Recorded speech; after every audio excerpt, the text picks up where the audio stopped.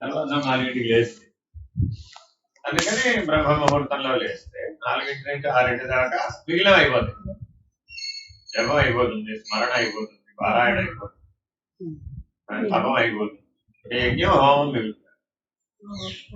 యజ్ఞం అంటేనేమో జీవితం అంతా యజ్ఞం. అన్నింటినీ యజ్ఞ భావనతో చేయడమే యజ్ఞం. అంతేగాని ప్రత్యేకంగా చేసేదే యజ్ఞం. అన్ని యజ్ఞంతోగానే చేయాలి. ఇక హోమం అది ప్రత్యేకంగా చేయాలి.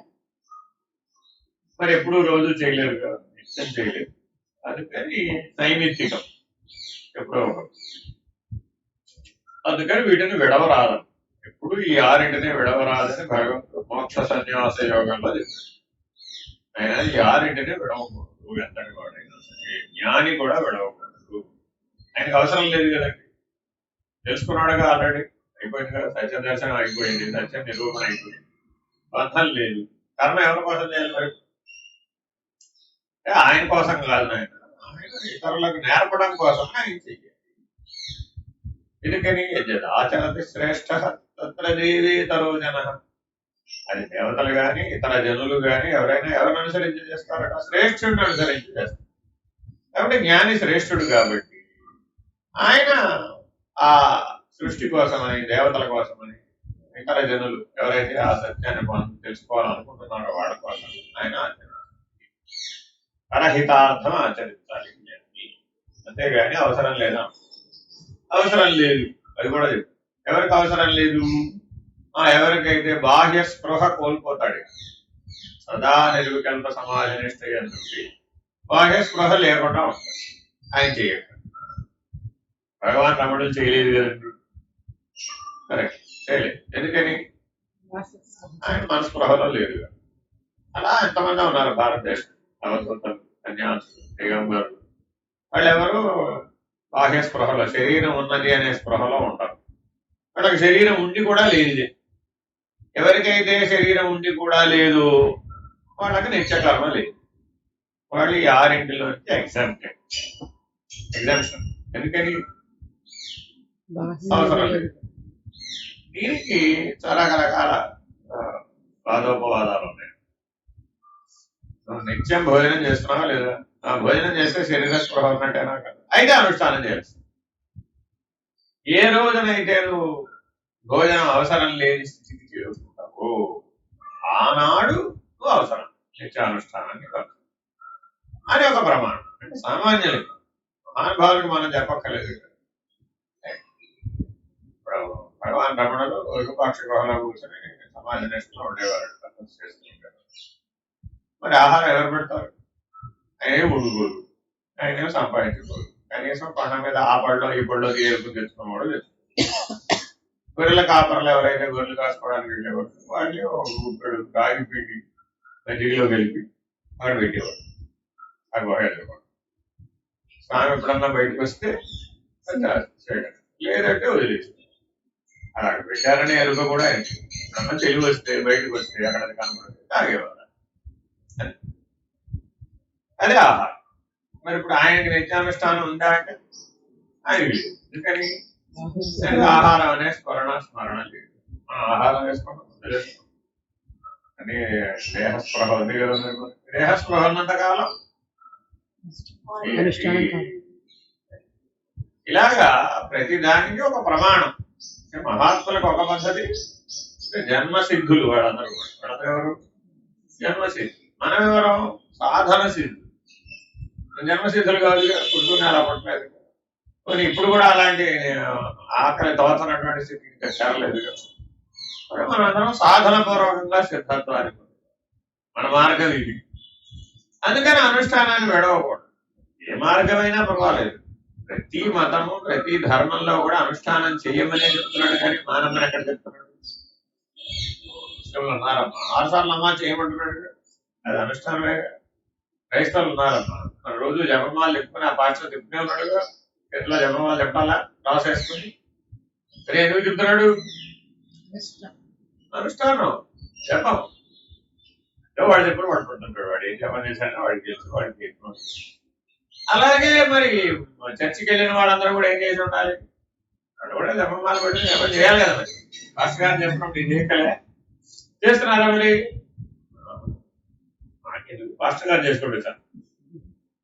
మనం కూడా ఏమనుకున్నాం, పురోహితులు చేసుకుంటే చాలు, మనకెందుకు అనుకో. మరి అప్పుడు వాడికి అనుష్ఠాన బలం వస్తుంది కానీ, చేసిన వాడికి అనుష్ఠాన బలం వస్తుంది కానీ చూసిన వాడికి వస్తుంది. కాబట్టి ఎప్పుడూ మనం విడిచిపెట్టకూడదు, యారు ఎప్పుడు విడిచిపెట్టాలి, అది మర్చిపోకూడదు. ఎందుకని మనం చేస్తేనే మన తర్వాత తరం పిల్లలు చేసేది. లేకపోతే ఎవరు చేస్తారు? మనమే చేయలేదండి, మన పిల్లలు చేస్తారా? కానీ ప్రాథమిక అవసరాలు ప్రతి జీవికి వాళ్ళ అనంత వాడికే తెలుసు కాబట్టి వాడికి కావాల్సిన భోజనం వాడు చేస్తాడు, వాడికి కావాల్సిన రీతిలో విషయాలను అనుభవిస్తాడు, వాడికి కావాల్సిన రీతిలో విషయ సుఖాలను ఆనందిస్తాడు. మరి వాటికి ఎవరు చెప్పక్కర్లేదు, సంస్కరించాలంటేనే చెప్పాలి. కాబట్టి అనుష్ఠానం అంటే ఏంటి? సంస్కరించు. ఏమిటా సంస్కరణ? బాబు అంతా దైవమే, అది విషయం కాదు, ఇది శరీరం కాదు, అది భోగ్యం కాదు, వీడు భోగి కాదు, అంతా దైవమే. సూర్యుడు దైవమే, చంద్రుడు దైవమే, పంచభూతాలు దైవమే, అన్నం దైవమే, ఏది కాదు అన్నీ దైవమే. అన్నీ దైవమే అనే భావన కలగడమే సంస్కారం. ఈ సంస్కారం పెట్టామనుకోండి, అప్పుడు అందులో చేయకపోయింది ప్రియాలు అనేటటువంటి గొడవ, ద్వంద్వాలు అనే గొడవ. అప్పుడు మరి సంస్కరించబడ్డావు, అప్పుడు అగదా ఏం లేదు, జీవుడివి కాదుగా. ద్వంద్వాలకు లోబడితే జీవుడు, ద్వంద్వాతీతంగా ఉంటే జీవుడివి, అంతే. ఏమిటయ్యా జీవుడు? సకల ద్వంద్వాలకు లోబడి ఉంటే జీవుడు, ద్వంద్వాతీతంగా ఉంటే దేవుడు. మరి అలా ఉండొచ్చు. రోజు ప్రయత్నం దేనికోసం, అనుష్ఠానం దేనికోసం అంటే ద్వంద్వాతీత లక్ష్యం. అలా మరి మీరు సమాజనిష్టం ఉన్నారనుకోండి, మీకేం అవసరం లేదు. ద్వంద్వాలు ఏమైపోయినప్పుడు మరి చల్లగా ఉన్నా తెలియలేదు, వేడిగా ఉన్నా తెలియదు, సొట్టం తెలియదు, సొట్టం తెలియదు. గంటల తరబడి సమాజ నిష్టలో కూర్చున్నారండి, అప్పుడేం తెలియలేదు కదా. బయట ప్రపంచంలో ఏం వినపడలేదు, ఏం కనపడలేదు, ఏమో విక్షేపం, మనసుకి ఏం విక్షేపం రాలేదు, మీ సంసారం ఎక్కడుందో తోచలేదు, మీ పిల్లలు ఏమైపోయారు, పిల్లలు ఏమైపోయారు, మీ ఆయన ఏమైపోయారు, శ్రీమతి ఏమైపోయారు, ఇవన్నీ తోచినాయి ఏమైనప్పుడు వీళ్ళు లేవుగా. మరి లేనప్పుడు ఇంకప్పుడు నీకేం వర్తిస్తాయంటే నీవేం వర్తిస్తాయి. కాబట్టి అందుకని ఎప్పుడూ సమాజ నిష్టలోనే తస్మాత్ ఎప్పుడు ఆత్మభావంలోనే కనుక వచ్చినట్లయితే ఇవన్నీ కూడా ఉండి లేనివై నీకు లేవు. ఎవడైతే సమాజనిష్ట ఎందు ఆత్మభావంలో ఉన్నాడో, ఆత్మనిష్టలో ఉన్నాడో వాడికి అవి లేవు. అందుకని వాడికి తోకడం లేదు కాబట్టి. అలాగా ఇప్పుడు మనకి విజయవాడలో సినిమా థియేటర్లు అవి ఉన్నాయి. అదేంటి మీరు విజయవాడ లేరా? ఎన్నో ఎవరైతే ఆసక్తి లేదు, అవసరం లేదు, అసలు సమాచారమే మన దగ్గర లేదు. చాలా మంది అడ్రస్ ఎలా చెప్తారు, థియేటర్ను పెట్టి చెప్తారు. పక్కన రాజీవరాజు పక్కన శాంతి థియేటర్ థియేటర్. ఎందుకని ఎక్కువ మంది వాటికి వెళ్తూ ఉంటారు. లేదంటే ఓ దేవాలయం పట్టుకుని చెప్తారు, ఆ రామాలయం పట్టండి, శివాలయం పట్టండి. ఇలా పబ్లిక్ ప్లేసెస్ ఏవైతే ఉంటాయో దాన్ని ఆధారంగా పెట్టుకుని అడ్రస్లు చెప్తారు. కానీ మరి సమాజనిష్ఠుడికి కాబట్టి ఎప్పటికైనా మానవుడు తప్పక సంపాదించవలసిన అనుభవం ఏమిటంటే సమాధి అనే అనుభవం. అనుభవం వచ్చిందనుకోండి, అప్పుడు వేరు లేవు కదా, నీకే తెలుసు. అందులోంచి మేల్కొన్నాడు అనుకోండి, సమాజనిష్ట నుంచి మేల్కొంటే ఆత్మస్వరూపుడు ఏమైపోయినట్టు. ఎప్పుడు ఆత్మనిష్ఠుడే. అప్పుడు నేనని నీవని భేదం, నీకు నాకు భేదం. ఎటు చూసినా అంతా నేనే, ఎవరిని చూసినా అంతా నేనే. అందరూ నాలో ఉన్నారు, నేను అందరిలో. ఇది ఆత్మనిష్ట. ఇది అనుభవపూర్వకంగా రావాలి, మాటగా అంటే లాభం కాదు. అప్పుడేమైపోతే అన్ని పాత్రలు ఇరుకు. ఈ జీవితంతో ఎన్నో పాత్రలు వేస్తున్నాను, ఆ పాత్రలన్నీ పోగొట్టుకోవాలి. ఎలా పోగొట్టుకుంటావు? ఈ సమాజనిష్ట ద్వారా పోగొట్టుకోవాలి. ఆ సాక్షాత్కారం, ఈ అలా పోగొట్టుకోకపోతే ఏమవుతుందండి, సూక్ష్మ శరీరంలో వాసనాబలం రుణాత్మకంగా మిగిలింది. ఎన్ని కష్టాలు నష్టాలు వచ్చినా మీరు మీ కుటుంబానికి సేవ చేస్తున్నారా లేదు? ఎందుకమ్మా, ఎందుకు రెడీగా ఉండకూడదు? అంతా సుఖమే ఉందంటావా? లేదు. అంతా సుఖమని చెప్పడానికి లేదు. అంతా దుఃఖమనే ఉందంటావా? అంతా దుఃఖమని చెప్పడానికి లేదు. సుఖ దుఃఖ మిశ్రితం అనుభవం. ఎందుకు మరి నువ్వు చేస్తున్నావు? అంత కష్టపడేది నీ కుటుంబానికి ఎందుకు సేవ చేస్తున్నావు? రుణం ఉంది కదా, చేసే రుణం ఉంది కాబట్టి, చేయించుకునే రుణం ఉంది కదా. పుట్టి చేయడమేనా, చేయించుకోవడంలే. ఆయన సంపాదించడం లేదు బయటికి. ఎవరి కోసం అంటే ఏం చెప్తాడు? ఎవరి కోసం అంటే ఏమంటాడు? కుటుంబం కోసమే. నువ్వేం ఎవరి కోసం? ఆ కుటుంబం కోసమే. మరి పశుపత్ని సుతాలయ, ప్రాణబంధ రూపేణ పశుపత్ని సుతాలయ. నువ్వేదైనా పెట్టుకోవయ్యా బాబు. దాంతో ఎంతవరకు ఉంటే అంతవరకు. రుణక్షయే క్షయం వ్యాధి అపత్ర పరివేదన. ఎవరు వెళ్ళిపోయే వాళ్ళు ఎవరు లేరంటావా? ఆ రుణక్షయం అయిపోతే వాడు వెళ్ళిపోవచ్చు. ఎందుకని ఆ పాత్రతో పని అయిపోయింది. ఆ పాత్ర సినిమాలో తప్పు, డ్రామాలో తప్పు, నాటకాల్లో తప్పు. కానీ రుణక్షయే క్షయం వ్యాధి పోతుందంటే. ఎలాగయ్యా ఎండిపోయిన ఆకులు ఎలా రాలిపోతున్నాయి? అలా చెట్టు పెరిగింది, ఆకులు ఎండిపోతుంటాయి కదా, చూస్తూ చూడండి, సహజంగా రాలిపోతుంది. అదేమిటంటే అటు పని అయిపోయింది, అటు పని అయిపోయింది కూడా రాలిపోయింది. అలాగే వాళ్ళు వచ్చిన పని అయిపోయింది, ఆ పాత్రతో పని అయిపోయింది, వెళ్ళిపోయింది. ఏడ్చినా ఉండడు, ఎడవపోయినా ఉండడు. నీ ఏడుపుకి ఆయన వెళ్ళిపోవడానికి మధ్య సంబంధం లేదు. సృష్టి ధర్మం. కాబట్టి మనం ఎప్పుడు జీవితం ఎట్లా ఉండాలని, ఇప్పుడు ఆ రుణం మిగుల్చుకోకుండా ఉండాలి. కర్మశేషం అనే రుణాన్ని మిగుల్చుకోకుండా. అందుకని యథాశక్తి నువ్వేం చేయగలవో చెయ్యి. శక్తికి మించి చేయమని భగవంతుడు చెప్పాలి. ఏ సర్వీస్ అయినా సరే శక్తి అనుసారం చెయ్యి. ఎలా చేయాలి అది కూడా? ఎందుకంటే ఈ సంస్కారం నాకు రద్దయిపోతుంది, ఈ వాసనా బలం రద్దయిపోతుంది, ఈ కర్మశేషం రద్దయిపోతుంది, ఈ రుణం తీరిపోతుంది అని 4 మాటలు అనుకుంటూ చెయ్యి. అప్పుడేమైంది? అంతేగా నీ సూక్ష్మ శరీరం అంతా సంస్కరించబడిపోయింది. అప్పుడేమైపోయింది? కారణ శరీరం పోగొట్టుకోవాలంటే ఆత్మజ్ఞానం, సమాధి నిష్ట, సాక్షాత్కారం ఉంటే తప్ప కారణ శరీరం అది ఉన్నంత కాలం మళ్ళా ఈ సూక్ష్మ శరీరం తయారు. కాబట్టి 2 సంపాదించాలి అవుతాయి. జీవితంలో కర్మాచరణ చేస్తూ సూక్ష్మ శరీరాన్ని రద్దు చేస్తుంది సాక్షిగా. ఏకకాలంలో అనుష్ఠాన బలంతో సమాజ నిష్ఠతో సాక్షాత్కారాన్ని పొంది కారణ శరీరం. అప్పుడేమైపోయింది? ఇది అది 2 ఒకరోజే పోయి కారణ శరీరం పోయింది.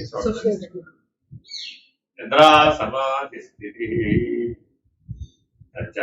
పదయో ప్రదక్షిణ విధి. ఎక్కడికి వెళ్ళినా ఈశ్వరుడు ప్రదక్షిణ చేస్తున్నాడు అనుకో, వాళ్ళతో నడుస్తున్నాను అనుకోమాట. ఇప్పుడు ఏదో రోజు 10 ఏళ్ళకి పోతుంది, ఏదో ఆవిడ పని ఆవిడ చేస్తుంది. ఎక్కడికి వెళ్ళారంటే సుబ్బారావు గారింటికి వెళ్ళారంటే, వెంకట్రావు గారింటికి వెళ్ళారంటే ఏదో అలా చెప్తే లాభం లేదు.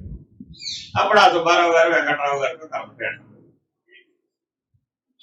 కాబట్టి ఏం చేయాలి? ఆయన ఈశ్వరుడు ప్రదక్షిణ ఎవరైతే నామరూపాల అప్రధానం అని ఈశ్వరుడు ప్రధానంగా ఈశ్వరుడు అనే దృష్టితో చేసామంటే అప్పుడేమైతే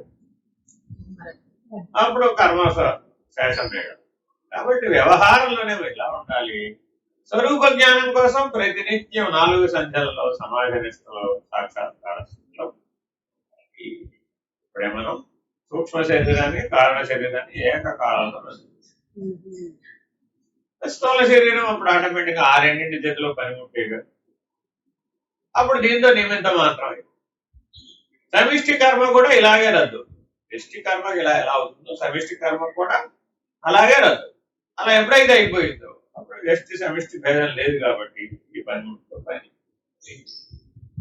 ఎప్పుడు పడిపోవాలో కాలంలో పడిపోతుంది. దాంతో ఉన్నా లేకపోయినా పెద్ద ప్రమాదం. అలా ఎవరైతే జీవిస్తారో వాళ్ళు ముక్తులు. ఎట్లా ముక్తులు? నిత్య ముక్తులు. ఎందుకని? ఇక్కడికి స్థూల శరీరంతో బంధాన్ని, సూక్ష్మ శరీరంతో బంధాన్ని, కారణ శరీరంతో కూడా అంతటా బ్రహ్మమనే దర్శిస్తున్నాడు. అంతకుముందు ఏమన్నాడంటే నేను అందరిలో ఉన్నాను, అందరు నాలో ఉన్నారు. అప్పుడు ఇంకా కొంచెం శేషం ఉండేది, సమిష్టి శేషం ఉందన్నమాట. అదే సమిష్టి కర్మానుభవం కూడా తొలగేస్తున్నావు. నువ్వు నేను అంటానికి లేదు, అసలు నేను ఉంటేనే కదా నువ్వు. బ్రహ్మానుభవంలోకి వచ్చేవాడికి నేనే ఇరుగుడి, ఉన్నదంతా బ్రహ్మమే, నువ్వే ఒకటి నేనే. మళ్ళా నీలో నేనున్నాను, నాలో నువ్వు ఉన్నావు, ఈ గొడవలన్నీ లేవు అక్కడ. ఉన్నదంతా బ్రహ్మమే. అప్పటికి వాడికి అన్నము అన్నాదము అనే గొడవ లేదు అసలు, ఎందుకని అంతా బ్రహ్మమే.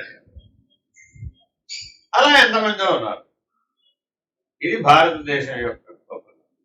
బ్రహ్మనిష్ఠులు ఎక్కడ పడితే అక్కడ ఉంటారు. కాకపోతే ఎవరికి తెలియదు, ఎందుకని వాడిలో వాడు వ్యవహరిస్తున్నట్టు, నిత్య వ్యవహారం చేస్తున్నట్టు కనబడతాడే తప్ప వాడికి ఏ వ్యవహారం లేదు. ఎందుకని వాడే లేడు కదా. వాడు ఉంటేనేగా అసలు వ్యవహారం ఏదైనా. నేను ఉన్నానంటేనేగా ఏ వ్యవహారమైనా. నేను లేనండి బాబు, అప్పుడేమైపోయాడు, వ్యవహారం లేదు. కాబట్టి ఇది వ్యవహారం అని, ఇది స్వరూపం అనేటువంటి భేదం కూడా బ్రహ్మజ్ఞానంలో. అటువంటి బ్రహ్మనిష్టను సంపాదించడం కోసం పుట్టావు. యాతవత గొడవ అది. ఎందుకు పుట్టావయ్యా అంటే ఆ నిత్యముక్త స్థితి అయినటువంటి బ్రహ్మనిష్టను సంపాదించడం కోసం మానవుడే. స్త్రీ పురుషుల భేదం లేదు బ్రహ్మనిష్ట. ఇలా ఉండడానికి స్త్రీ పురుషులతో భేదం ఏముంటుంది, ఆ స్థితిలో ఉండాలి. కాబట్టి అలా సహజంగా అలా ఎప్పుడైతే ఉన్నావో, ఆల్రెడీ సముద్రానికి చేరిపోయాడు, ఇంకా నది ఎప్పుడు గెలిస్తే వాడికి ఏమిటి. ఇప్పుడు ఘనీభవించిన సముద్ర స్థితిలో ఉన్నాడమ్మా. ఇప్పుడు నది కలిసిందా లేదా, ఇంకా అక్కడే ఉందంటావా, ఎప్పుడు వస్తుందంటావా, ఎప్పుడు కలిసిందంటావా, ఈ ఆలోచనలు ఉన్నాయంటావా. కాబట్టి సహజ నిర్వికల్ప సమాధి నిష్ట అంటే ఘనీభవించిన సముద్రం. గడగడిపోయి ఏ కథలకి వెళ్ళే అలలే లేవు. అదే సముద్రం సముద్రంగా ఉంటే అలలు వచ్చిపోతాడు, సంకల్ప వికల్పాలనే అలలు వచ్చిపోతాడు. అదే ఎవరైతే బ్రహ్మలీన స్థితిలో, బ్రాహ్మీభూత స్థితిలో, బ్రహ్మనిష్ఠలో ఉంటాడు, వాడిలో ఏ అలలు లేవు, ఏ సంకల్ప వికల్పాలు లేవు. అలాగే సహజంగా సహజ నిర్వికల్ప సమాజ నిష్టని మానవుడు. అది మన లక్ష్యం. ఇప్పుడు మరి 24 గంటలు ఈ లక్ష్యాలను గుర్తెట్టుకోవాలంటావా? ఎప్పుడో జీవితంలో ఒకసారి గుర్తెచ్చుకుంటే చెబుతాం.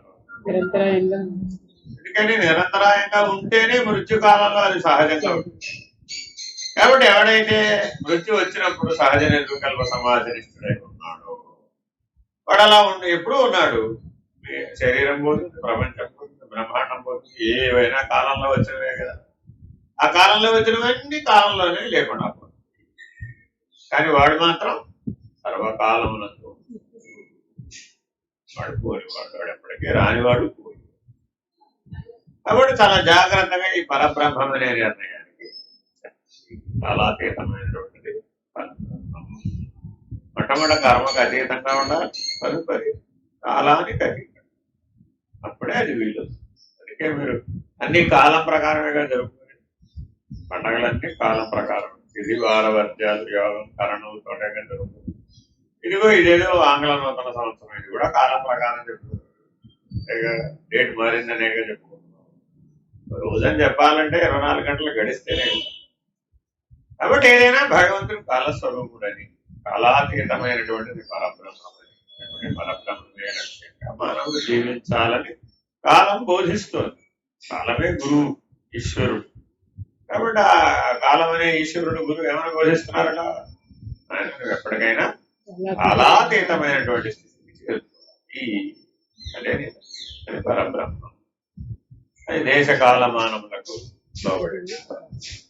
మానవుడు కూడా ఎలా ఉండాలి, ఆ పరబ్రహ్మమే నేనుగా దేశకాల మానవులను దాటి అవతల.